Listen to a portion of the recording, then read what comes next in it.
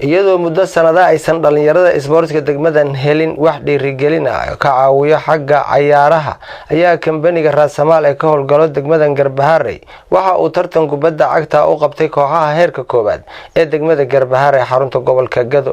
Tartankan ayaa soo gabagaboobay kooxaha Hormuud iyo AAU ayaana isugu yimid finaalka ciyaar adag kadibna waxa koobka qaaday kooxda Hormuud.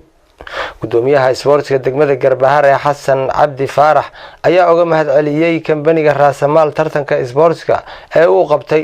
sidoo kale ayaa gudoomiyuhu sheegay in baahi isboorti oo ballaaran ay ka jirto degmada loona baahan yahay in dhammaan shirkaduhu ay ka qayb qaataan.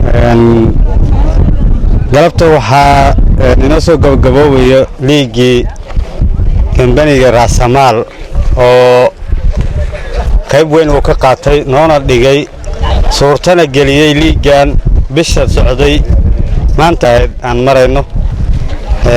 waxaan aad iyo aad uga mahadcelinaynaa kambaniga Raasamaal oo mar walba runtii aan dhigi karno waxay garab taagan yihiin dhalinta isboortiska degmada Garbaharey. intaan iyo in ka sii badanna waan ka codsanaynaa haddii Ilaahay yiraahdo in ay noo suurto geliyaan ama ay nagu taageeraan. runtii waa wax lagu farxo. waxaan dhihi lahaa kambaniyada kale ee ka jira gobolka Gado qaasatan degmada Garbaharey in sida isku xilqaamaan kambaniga Raasamaal oo kale ay naga taageeraan dhanka isboortiska. kambaniga Raasamaal ee tartanka qabtay ayaa waxa uu hadlay wakiilka Garbaharey Maxamed Caafi oo si kooban uga warbixiyay muhiimadda kambaniga Raasamaal u leedahay horumarinta deegaanka iyo dhiirigelinta dhalinyarada. kulanka finaalka ah oo ay ku ciyaarayaan labada kooxood ee isugu yimid kooxii ku hardamayay muddada bisha ahayd. waxaan rajaynayaa maaragtay in mid guul waxaan raacdo haddii la yiraahdo. runtii kambaniga waxa uu maanta ku garab istaagay ma ahan wax aad u ballaaran laakiin insha Allah waxaan rajaynaynaa inaan intaan ka ballaarino kabaha ka saacino dharka aan ka saacino iskuna deenatiin Raasamaal aan ku soo biirino team ka jira Garbaharey insha Allah aad baan u wanaagsan gudoomiye. sidoo kale waxa isla goobta ka hadlay qaar ka mid ah guddiga isboortiga degmada Garbaharey una mahadceshay. waxaan aad ugu hambalyeeynaa kambaniga Raasamaal oo ah kambaniga ka qayb qaata oo kaliya isboortiga ahna kambaniga deegaanka hormariyo. waxaan kambaniyada kale kula talin lahaa sida Raasamaal oo qayb qaataan horumarinta isboortiga iyo bay'ada deegaanka degmada Garbaharey ee gobolka Gado dhamaantiisba inay oo qayb qaataan. waxaan kaloo galabtayto aad ugu faraxsanahay inay ciyaarta kama dambaysta nagala soo qayb galaan qayb kamid ah ama madax kamid ah kambaniga Raasamaal oo ka mid yahay Maxamed Caafi. kambaniga Raasamaal waxa weeye kambani ka qabta waxyaalo fara badan oo horumar oo kala duwan deegaankan isagaasoo noo suurtageliyay ama hore nagala soo qayb qaatay waxyaalo fara badan oo ay ka mid tahay doorashadii saddexdii doorasho ee u dambeysay ee ururka dhalinyarada ururka isboortiska waxaasoo dhan suurtagelinaya inay u qabsoonto doorashooyinka ay isdooranayaan xilli sanadlaha.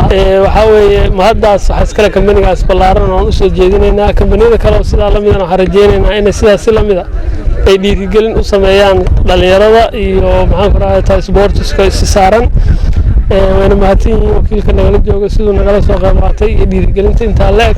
gudoomiyaha arrimaha bulshada isla degmadan Ibrahim Abdi Nur ayaa sidoo kale uga mahadceliyay kambaniga Raasamaal horumarinta isboortiga ee degmadan ay ka sameeyeen. waxaan u mahadcelinayaa kambaniga Raasamaal oo ka qayb qaatay maxaan ku dhahay horumarinta deegaanka barnaamijyo fara badan degmada ka fuliyay hadday dhismo tahay hadday horumar kala tahay galabtana nagala qayb galayo maxaan ku dhahay isboortiga uu u dhigay koob u dhigay oo galabta finaal ah madax kamid ah kambaniga ee nala joogto. waxaan leeyahay kambaniga aad iyo aad baa u mahadsantihiin.